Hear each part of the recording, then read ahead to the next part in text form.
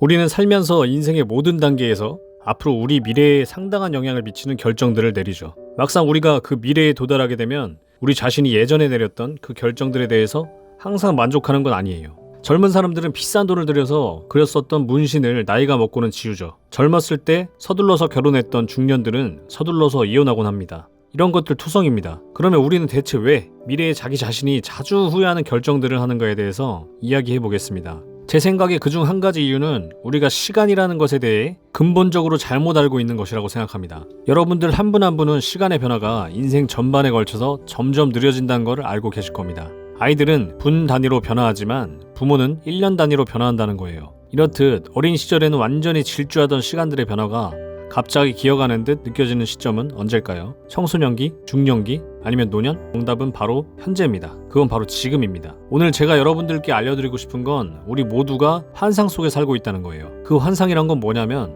우리는 지금 이 순간 이제 막 우리가 늘 되고자 했던 그런 사람이 되었고 앞으로 남은 인생은 그런 모습으로 살아가리라고 믿는다는 거예요. 시간에 따라서 사람들이 부여하는 개인의 가치에 대한 변화를 연구한 결과입니다. 여기 세 가지 가치가 있죠. 여기 계신 모든 분들은 그것들을 갖고 계시지만 나이가 들어감에 따라 이들에 대한 가치가 점점 옮겨간다는 걸 아실 겁니다. 저희가 수천 명의 사람들에게 물었어요. 그들 중 반에게는 앞으로 10년 동안의 자신의 가치가 얼마나 바뀔 것인지 예측해달라고 했습니다. 나머지에게는 지난 10년간 자신의 가치가 얼마나 변했는지 말해달라고 했어요. 여기서 저희는 흥미로운 분석을 얻었습니다. 18세인 사람들과 28세인 사람들이 말한 결과를 비교할 수 있었습니다. 그리고 생애 주기 전반에 걸쳐 그런 비슷한 분석을 할 수 있었습니다. 나이가 들어감에 따라 느끼는 변화는 더뎌집니다. 하지만 그 변화는 우리가 생각한 것만큼 느리진 않았습니다. 거의 모든 연령대에서 사람들은 대부분 다음 10년간 경험할 변화를 과소평가했습니다. 우린 이거를 역사의 종말 환상이라고 부릅니다. 이 효과의 크기가 대략적으로 얼마나 되는지 알아보려면 이 두 선을 이어보시면 됩니다.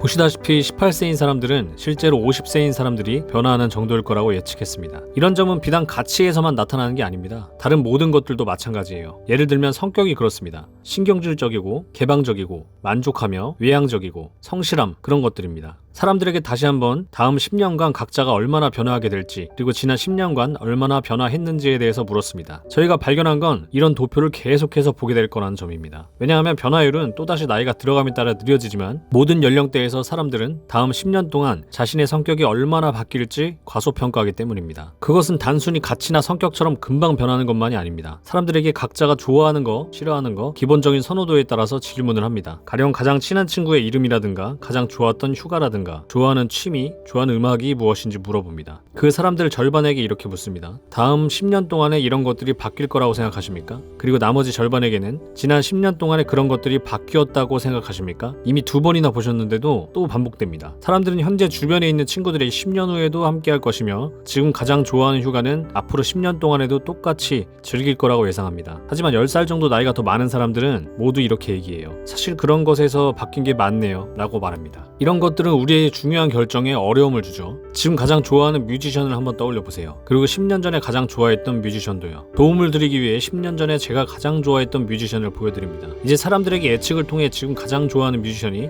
10년 후에 공연을 할 때 그걸 보는데 얼마나 돈을 낼 의사가 있는지 묻습니다. 평균적으로 사람들은 13만 원을 지불하겠다고 합니다. 하지만 10년 전에 가장 좋아했던 뮤지션이 지금 공연을 할 때 얼마나 돈을 낼 의사가 있는지 물으면 겨우 8만 원이라고 답합니다. 완벽하게 이성적인 사회라면 이 두 숫자는 동일해야 합니다. 하지만 사람들은 현재 좋아하는 것을 탐닉하는데 더 많은 돈을 지불합니다. 그 이유는 자신의 지속성을 과대평가하기 때문이에요. 왜 그럴까요? 정확하게 알지는 못합니다만 그것은 아마 기억해내는 건 쉽지만 이와 반대로 상상하기는 어렵기 때문에 이와 관련이 있을 수 있습니다.